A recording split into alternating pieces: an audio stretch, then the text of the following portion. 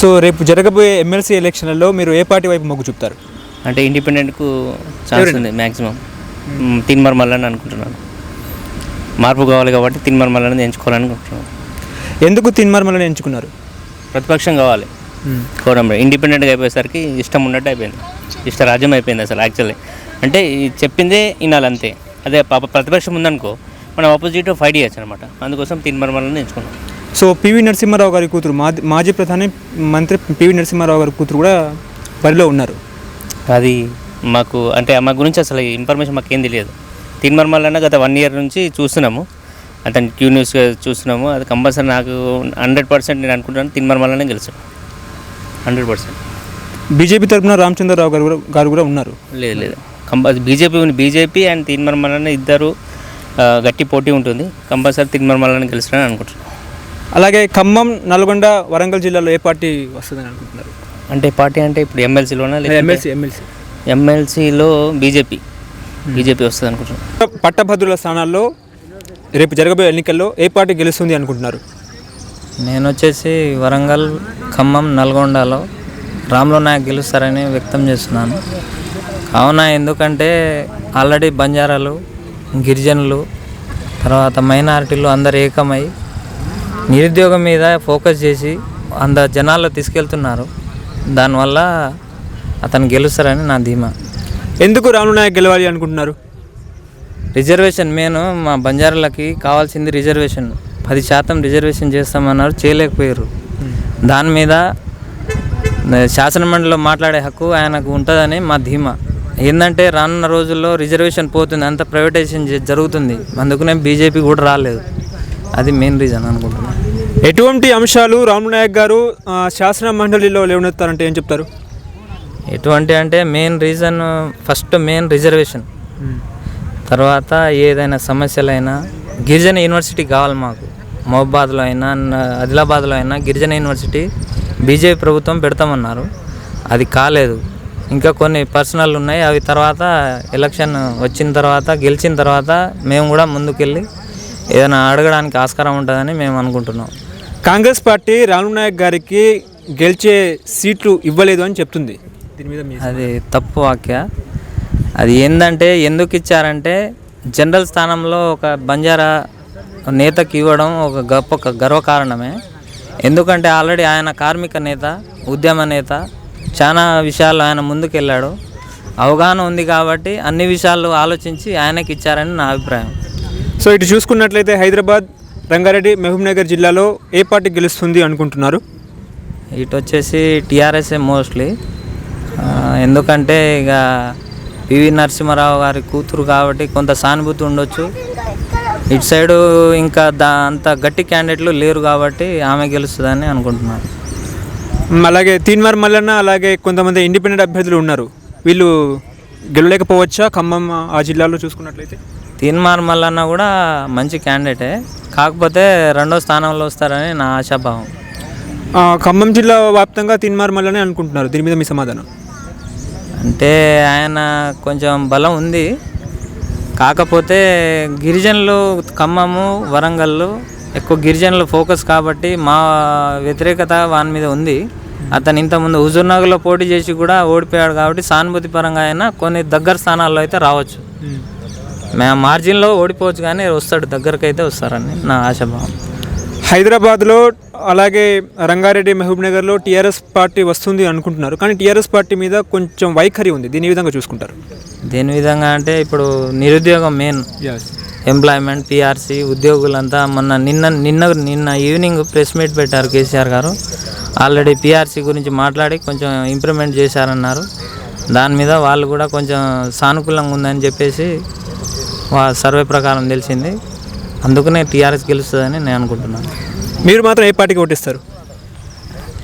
నేను ఏ పార్టీకి వేసేది నేను చెప్పలేను, కానీ నేను రైట్ ఓటేస్తానని నేను అనుకుంటున్నాను. ఏ పార్టీ గెలుస్తుంది అనుకుంటున్నారు? ఏ పార్టీకి అయితే మెజారిటీ రాదు భయ్య, వస్తే ఇండిపెండెంట్ గెలుస్తారు. ఇండిపెండెంట్ గెలిచే అవకాశాలు ఉన్నాయి. అంటే ఇక్కడ మహబూబ్ నగర్లో అంటున్నారా మీరు, లేకపోతే అక్కడ నల్గొండ సైడ్ అంటున్నారా? ఇక్కడ మహబూబ్ నగర్, హైదరాబాద్ రంగారెడ్డి మహబూబ్ నగర్. హైదరాబాద్ రంగారెడ్డి అంటే పర్టికులర్గా అంటే చెప్పలేము. పక్కా టీఆర్ఎస్ అయితే ఓడిపోతుంది. అదర్ పార్టీలు గెలిచే ఛాన్సెస్ ఎక్కువ ఉన్నాయి. ఎందుకు టీఆర్ఎస్ పార్టీ ఓడిపోతుంది అనుకుంటున్నారు? ఎందుకంటే ఏడున్నాయి భయ, 3 years నుంచి అసలు ఉద్యోగాలు ఏడున్నాయి. ఒక్క ఉద్యోగం లేక ఎంతమంది సఫర్ అయిపోతుండ్రు. ఉన్న ఏమంటారు ఎంప్లాయీస్కి తీసేయడము, లేకుంటే శాలరీలు తగ్గించడము. పిఆర్సీ కూడా ఏడిచ్చిండు అయ్యా. ఇప్పుడు ఈరోజు ఏమో పిఆర్సీ ఇస్తా అని చెప్పి ప్రకటిస్తుండే. ఎందుకు? అది జస్ట్ ఒక 3 days ముందు ఎలక్షన్స్ ఉన్నాయి కాబట్టి ఇస్తా అది అని చెప్తున్నాడు. ఎవరు నమ్ముతాడు చెప్పు? ఎవరు నమ్మడు. మాజీ ప్రధానమంత్రి పివి నరసింహారావు గారు కూతురు వాణిదేవి గారు కూడా పోటీలో ఉన్నారు. మరి వాణిదేవి గారు గెలుస్తారా? వాణిదేవి గారిని చూసి వేయలేరు కదా భయ్య. సమస్యలు తీర్చిన వాళ్ళని దృష్టిలో పెట్టుకొని పివి నరసింహారావు బిడ్డ అయినంత మాత్రాన వేయాలని అది ఇంతవరకు కరెక్ట్ చెప్పండి. మార్పు శ్రీకారం చుడతామంటుంది. ఇన్ని రోజులు అంటే ఆమెతోనే మార్పా? వీళ్ళు కేసీఆర్ వీళ్ళంతా ముఖ్యమంత్రులు కదా, వీళ్ళు కూడా ఉన్నారు కదా ఆల్రెడీ పాలిటిక్స్లో. మరి వీళ్ళు ఏం చేసినారు? మరి వీళ్ళు ఏమైనా చేస్తే వీళ్ళ డెవలప్ ద్వారా సో ఆమెను గెలిపించడానికి అవకాశం ఉంటుంది. కానీ ఆమె వచ్చి ఎప్పుడో చేశారనేది ఊహ, అది అంతే. మనం దానికి పర్టికులర్గా చెప్పలేము. సో ఇండిపెండెంట్ అభ్యర్థుల్లో ఎవరు గెలుస్తారు అనుకుంటున్నారు? ఇండిపెండెంట్ అయితే నల్గొండ అటు సైడ్ అయితే తీన్మార్ మల్లన్న. ఇంకా ఇటు సైడ్ అంటే ఇంకా పర్టికులర్గా చెప్పలేము. వస్తే బీజేపీ అని అనుకుంటున్నాను నేను. ఇటు బీజేపీ రామచంద్రరావు గారు గెలుస్తారు అనుకుంటున్నారా? అనుకుంటాను, పర్టికులర్గా చెప్పలేము. ఇటు సైడ్ సస్పెన్స్. ఇటు సైడ్ అంటే స్టూడెంట్స్ అనేది ఇంకా ఓట్స్ అనేది ఎటు ఉన్నదని చెప్పలేము క్లారిటీగా. మీరు ఏ పార్టీ కొట్టేస్తారు? నేనైతే బీజేపీ కొట్టేస్తాను. ఎందుకు బీజేపీకి ఓటు వేయాలనుకుంటున్నారు? ఇప్పుడు టీఆర్ఎస్కి కరెక్ట్గా ఆపోజిషన్లో అంటే బీజేపీ ఉంది, వేరే అదర్ పార్టీస్ అంటే లేవు. దానికోసం ఇంకా బీజేపీని చూస్ చేసుకుంటే ఇంకా వేరే దానికి వేయాలన్నా కూడా అదర్ ఆప్షన్స్ కేసీఆర్కి అగనిస్ట్గా ఉన్నదంటే ఇంకా బీజేపీనే. సో బీజేపీ గెలవడం వల్ల అయినా వీళ్ళలో మార్పు వచ్చి ఫర్దర్గా నోటిఫికేషన్లు రిలీజ్ చేస్తారని చెప్పేసి ఆలోచిస్తున్నారు. సో ఎటువంటి అంశాల మీద బీజేపీ చట్టసభలో ప్రతిపాదిస్తుందంటే ఏం చెప్తారు? అంటే ఇప్పుడు ఆటోమేటిక్గా వాళ్ళు ప్రతిపాదిస్తారని నేను పర్టికులర్గా చెప్పలేను. కాకపోతే వీళ్ళని గెలిపించడం వల్ల వీళ్ళకైనా కొంచెమైనా బుద్ధి వచ్చి నోటిఫికేషన్ రిలీజ్ చేయాలి, లేకపోతే మా ఏమంటారు మా డెవలప్మెంట్ అంటే మా ప్రాతినిధ్యం తగ్గిపోతుందని చెప్పి వీళ్ళు భయపడైనా నోటిఫికేషన్ రిలీజ్ చేస్తారని అనుకుంటున్నాను. సో బీజేపీ పార్టీ అన్ని ప్రభుత్వ సంస్థలని ప్రైవేటీకరణ చేస్తుంది. మరి దీని మీద మీ సమాధానం? ప్రైవేటీకరణ అంటే ఇంకా అది వాళ్ళ అంశం. ప్రస్తుతం అయితే మనం స్టేట్లో ఉన్నాం కదా భయ్య. స్టేట్లో మనం పరిస్థితుల గురించి మాట్లాడాలి, కానీ సెంట్రల్ గురించి అయితే మాట్లాడలేం కదా మనం. ఫస్ట్ మనం ఇక్కడ సఫర్ అవుతున్న విషయం మెయిన్గా ఉద్యోగాల గురించి. దానికి సెంట్రల్లో జరిగే ప్రైవేటీకరణ గురించి స్టేట్లో లింక్ పెట్టడం అయితే కరెక్ట్ కాదు నేను అనుకుంటున్నా. సార్ చెప్పండి, రేపు జరగబోయే ఎమ్మెల్సీ ఎలక్షన్లలో ఏ పార్టీ గెలిస్తే బాగుంటుంది అనుకుంటున్నారు? అంటే మేము ఇప్పుడు ఇంకా దాని మీద అంటే డిసైడ్ అంటే ఆలోచన చేస్తున్నాము. అంటే ఇప్పుడు మేమైతే టీఆర్ఎస్ పార్టీ తరఫున అంటే దానికి కూడా మేము సపోర్ట్ చేస్తున్నాము. దానిలో ఒక క్యాండిడేట్ ఏంటంటే శ్రీమతి వాణిదేవి గారు మంచి ప్రొఫెసర్గా బాగా పనిచేశారు. బాగా వాళ్ళు విద్యావేత్తగా ఉండి కొన్ని విద్యా సంస్థలకు కొంచెం వాళ్ళు మంచి హెల్పింగ్ చేసినట్టు మేము వింటున్నాము. అంటే మేము క్లియర్గా తెలియదు మాకు, కానీ వింటున్నాము. ఆమె బాగా చేస్తున్నది, మంచి క్యాండిడేట్ అని కొంచెం మాకు ఇన్ఫర్మేషన్ వచ్చింది, అంటే తెలుసుకున్నాం. అట్లా తెలిసింది కాబట్టి కొంచెం అంటే సపోర్ట్ చేయాలని ఆలోచన చేస్తున్నాం. ఆ విధంగా అనిపిస్తుంది మాకు. ఎప్పుడైతే మీరు ఏ పార్టీకి ఓటేస్తారు? మరి మేము టీఆర్ఎస్కి వేస్తాం. ఎందుకు టీఆర్ఎస్కే ఓటేస్తారు? ఎందుకంటే ఇప్పుడు మేము అంటే ఇప్పుడు ఆల్రెడీ ఇప్పుడు వాళ్ళు అధికారంలో ఉన్నారు. కేసీఆర్ గారు కొన్ని కార్యక్రమాలు కూడా మంచిగా చేస్తున్నారు, కొన్ని ఇక కూడా చేస్తారు, కొన్ని అంటే ఇంకా చేస్తారనే నమ్మకం ఉంది. ఇప్పుడు కొన్ని చేస్తున్నాడు, ఆల్రెడీ చేసిండు. విలేజ్లలో చూస్తే కూడా కొన్ని అది చేస్తే కూడా కొన్ని చేస్తున్నాడు, కొన్ని ఇంకా చేయలే కానీ కొన్ని చేస్తున్నాడు. ఏంటంటే ఇప్పుడు వ్యవసాయం ఉందనుకోండి, అగ్రికల్చర్ మొన్న ఒకటి తప్పని చేశాడు కేసీఆర్ గారు. ఏంటంటే ఈ సన్న వడ్లు పెట్టాలి, ఈ సన్న బియ్యం పెట్టాలి, ఇది పెట్టాలని చెప్పి ఉన్న దెబ్బతిన్నాడు ఆల్రెడీ. మాకు కూడా నష్టం జరిగింది వ్యవసాయంలో. మేము కూడా వరి పెట్టినాము, మాకు కూడా వరిలా తక్కువ పండిన వడ్లు తక్కువ రేట్ ఇచ్చారు, అట్లా కూడా నష్టం జరిగింది. కానీ అయినా కానీ మళ్ళీ ఒకసారి నమ్మకం మీద ఉంది, మళ్ళీ ముందు ఫ్యూచర్ ఏమంటే అతనే చేస్తాడు. ఇప్పుడైతే నెక్స్ట్ పార్టీ అవకాశం లేదు. లేదంటే వీళ్ళు ఎమ్మెల్సీ అంటే పెద్ద దీంతో వచ్చేది పెద్ద అదేం లేదు. ఏ పార్టీకి వేసినా కానీ పెద్ద బెనిఫిట్ అదేం లేదు.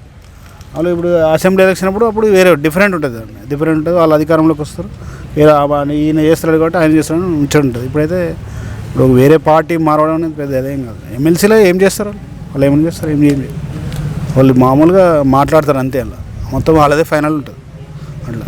అందుగురించి ఇప్పుడైతే టీఆర్ఎస్కే చేస్తామని మేము అనుకుంటున్నాం. సో ఇదివరకే టీఆర్ఎస్ ప్రభుత్వం మీద నిరుద్యోగుల తీవ్ర అసంతృప్తి ఉంది. దీన్ని ఏ విధంగా చూస్తారు? అంటే ఇప్పుడు అది మాత్రం మీరు కంపల్సరీ గవర్నమెంట్ చెయ్యాలి, అది కూడా ఉంది. నా ఆలోచన ఏంటంటే అది కేసీఆర్ గారు అది చాలా అది తప్పనిసరిగా దాని మీద నిర్ణయం తీసుకొని కంపల్సరీగా నిరుద్యోగ సమస్య మీద అతను కాన్సన్ట్రేషన్ చేసి దాని మీద సమస్యను పరిష్కరిస్తే చాలా బాగుంటుంది అని మేము అప్లై చేస్తున్నాం. ఇప్పటికీ రాష్ట్ర ప్రభుత్వం 1,00,000 ఉద్యోగాలు భర్తీ చేశామన్నారు, కానీ ఏ ఒక్క ఉద్యోగం కూడా భర్తీ చేయలేదు. దీని మీద మీ అభిప్రాయం ఏంటి? అంటే ఇప్పుడు ఉదాహరణకి చెప్తున్నానంటే ఇప్పుడు మా ప్రస్తుతం అంటే ఒక 2 months బ్యాక్ మా అమ్మాయికి ఉద్యోగం వచ్చింది, గవర్నమెంట్ జాబ్ వచ్చింది.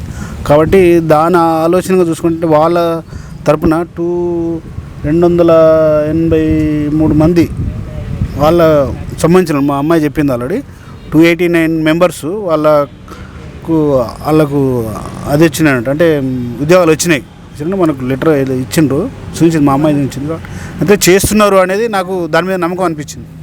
చేస్తలేరు అనేది నేను దాన్ని నమ్మను. ఎందుకంటే మా అమ్మాయికి జాబ్ వచ్చింది లాస్ట్ మంత్, 1.5 month అయింది. సిటీ ఆఫీస్లో వచ్చింది అమ్మాయి జాబ్ వచ్చింది. కాబట్టి చేస్తున్నారు, అంటే అనుకున్నంత చేయకపోతే కొన్ని అయితే చేస్తున్నారు అనేది నమ్మకం. మీ అమ్మాయికి జాబ్ వచ్చిందని టీఆర్ఎస్ ప్రభుత్వానికి ఓటేస్తారా? అట్లా అంటలేను నేను. టీఆర్ఎస్ ప్రభుత్వం ఆ ఉద్యోగం వచ్చిందని ఆ విధంగా నేను అంటలేను. దాన్ని ఉద్యోగం ఇచ్చాను అమ్మాయి కానీ అట్లేదు, అది ఆ విధంగా లేదు, అటువంటి లేదు. ఎందుకంటే సీనియర్ లీడర్ ఆయన చేయగలడు, కొద్దిగా చేస్తున్నాడు నమ్మకం ఉంది. అది అన్నీ చేస్తున్నాడు. ఇప్పుడు పెన్షన్స్ కానీ అవి కానీ చేస్తున్నాడు. కొద్దిగా ఉద్యోగ సమస్యలు ఉన్నాయి, ఉద్యోగాలు కూడా జీతాలు పెంచలేదు. అది నేను ఇక్కడ చూస్తున్నాను, మొత్తం తిరుగుతున్నాను. కాబట్టి అట్లా ప్రస్తుతం అయితే టీఆర్ఎస్కే ఇవ్వాలి నా అభిప్రాయం. మళ్ళీ అసెంబ్లీ ఎలక్షన్ అప్పుడు వేరే ఉంటుంది, ఇప్పుడు వేరే థాట్ కంపల్సరీ వస్తుంది, రేంజ్ చేంజ్ అవుతుంది, కంపల్సరీ వే అవుతుంది. అట్లా అందుకని చెప్తాను. సో టీఆర్ఎస్ పార్టీకి ప్రత్యామ్నాయంగా బీజేపీ పార్టీ కూడా ఎదుగుతుంది. సో దీన్ని ఎలా చూసుకుంటారు? అంటే ఇప్పుడు ఉంటే బీజేపీ వస్తే మంచిదే. ఎందుకంటే వాళ్ళు ఇప్పుడు బీజేపీ వాళ్ళు కూడా వస్తే మంచిదే, కానీ వాళ్ళు సెంట్రల్లో ఉన్నారు. స్టేట్కి గింత కూడా ఏమాత్రం సపోర్ట్ ఇచ్చినట్టు అనిపిస్తలేదు. అంటే ఆర్థికంగా కానీ ఏదైనా ఒకటి బడ్జెట్ రూపంలో కానీ ఏదో ఒకటి ఇచ్చినట్టు కూడా కనిపిస్తలేదు.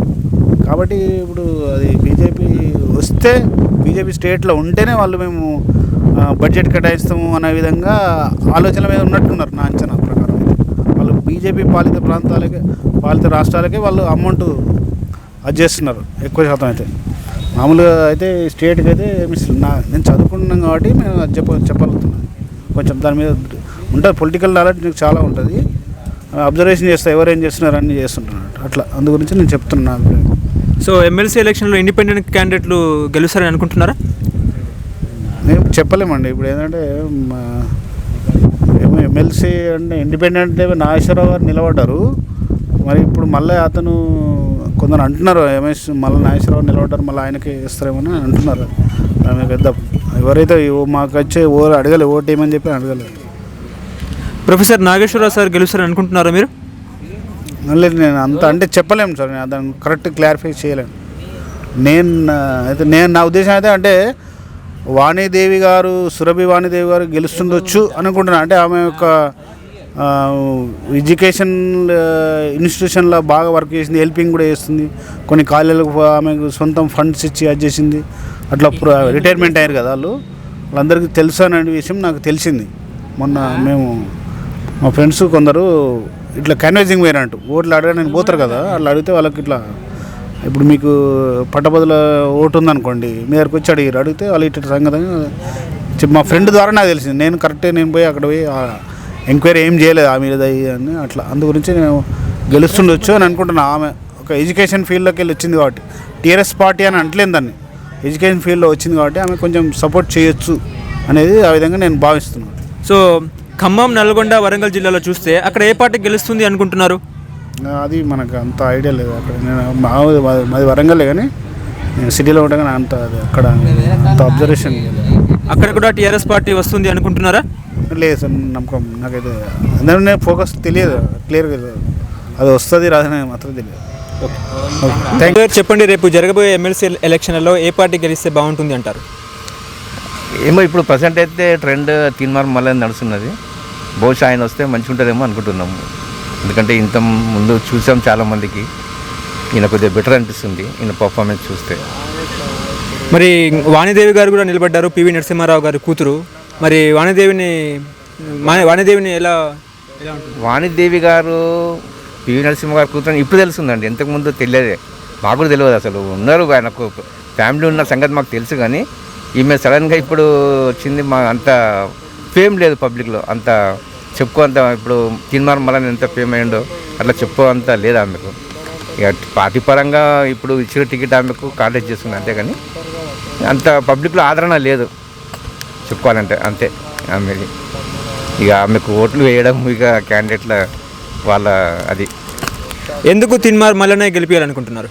ఎందుకంటే ఆయన ఏదైతే పబ్లిక్లో వచ్చి మాట్లాడుతున్నాడో చెప్తున్నాడో, ఒక స్వచ్ఛందంగా చెప్తున్నాడు. ఇప్పుడు ఏ కల్మషం లేకుండా ఏ పార్టీతో మాకు సంబంధం లేదు, నేను పబ్లిక్ ఇప్పుడు నిరుద్యోగులు ఉన్నారండి, వాళ్ళ కొరకు మాట్లాడుతున్నాడు. ఆయన వాయిస్ కొద్దిగా బాగా అనిపిస్తుంది మాకు. ఇంటే కానీ డైలీ చూస్తున్నాము, క్యూన్యూస్ చూస్తుంటే కానీ ఈ ప్రజెంట్ సిచ్యువేషన్లో ఆయన బాగా అనిపిస్తుంది మాకు కొద్దిగా. అట్లని మాకు మంచిగా అనిపిస్తుంది క్యాండిడేట్. ఆయన గెలిపిస్తే బాగుంటుంది అని అనిపిస్తుంది. బీజేపీ తరఫున రామచంద్రరావు గారు కూడా పోటీలో ఉన్నారు. మరి మహబూబ్ నగర్ కాన్స్టిట్యూన్సీలో అయితే అక్కడైతే లేడు కదా మల్లన్న, ఇక్కడ ఉన్నాడు మల్లన్న. ఇక అక్కడ హైదరాబాద్ అది రంగారెడ్డి డిస్ట్రిక్ట్లో వాళ్ళు ఉన్నారు, కానీ బీజేపీ వస్తే పర్లేదు. అక్కడ బీజేపీ రావచ్చు అనుకుంటున్నాము, వస్తే మంచిది. ఆ క్యాండిడేట్ బాగానే మంచి క్యాండిడేట్ అయినా రామచంద్రరావు చూసాం కదా, ఆయనకు కూడా మంచి. బీజేపీ కూడా ఇప్పుడు ఫామ్లో వస్తుంది, that is okay. Ramachandrarao is okay. ఇక్కడ మల్లన్న వస్తే మంచిది, అంతే. మా అభిప్రాయం అట్లా ఉంది. ఇక పబ్లిక్ ఎట్లా అనుకుంటారో మాకు తెలియదు, నా అభిప్రాయం అది, అంతే.